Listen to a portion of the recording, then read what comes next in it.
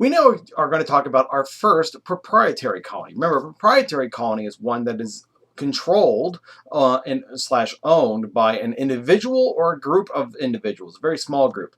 And the proprietor for Maryland was a man named George Calvert, or at least it was originally going to be. Calvert was a former officer of the London Company. Remember, the London Company is the one of the two companies that was responsible for the creation of Jamestown. But nonetheless, George Calvert is a Catholic, and during the time period that we're talking about 1630s here. Being a Catholic in English is not exactly a popular thing to be. So when the London Company found out he was a Catholic, he was fired from his job. Well, rather than stick around England, he decided to try to form up his own colony. And so what does he do? He goes to the King of England. This time it's Charles the First. So we had James the First for Jamestown, excuse me, and now we have Charles the First. This is James's son, and he goes to the king and he says, "I would like to establish a colony, particularly one that would act as a refuge for English Catholics. That way we can go and we can worship the way we want to worship." And so Charles is going to say, no problem. And he gives him a grant of land, which will eventually be called Maryland. Now, the word Maryland, you would think that, we have a Catholic refuge, therefore, and then Catholics are big into Mary, therefore it's going to be named after the Virgin Mary. But that is not true. Maryland is actually named after Charles the First's wife, the Queen of England. Her name was Henrietta Maria. Therefore, it's going to be named after the Queen of England.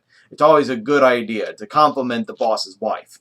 But nonetheless, in 1634, the first Maryland colonists are going to arrive. But George is never going to go. He dies in 1632, and he is going to, his mission is going to be passed on to his son, Cecilius Calvert, and both of which, when they become the proprietors of Maryland, they are going to be created Lord Baltimore. So that's where we get the city of Baltimore from.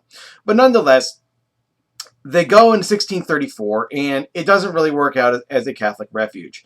During the for example, when the first colonists that are arriving, they're mostly Protestants, and they're going to refuse to work on Catholic lands. And we also see in Maryland, we're going to see religious toleration be the norm inside Maryland, mainly because of the fact that Catholics were being routinely discriminated against. Protestants are the majority population, and slowly but surely Roman Catholics within Maryland itself is going to that population is going to lose its political and civil rights, and so Catholics in Maryland are deprived of the right to vote.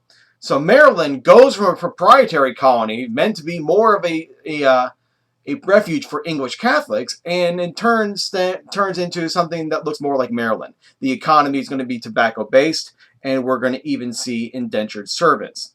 We'll talk more about indentured service in a little bit later, but let's just say this. It's basically people that are coming over into the New World for free. Somebody has paid for them to go, and they're going to have to work off that debt. So they're coming over free, meaning they don't pay anything to come over here, but they have a debt that they have to satisfy. So that is our first proprietary colony, the colony of Maryland.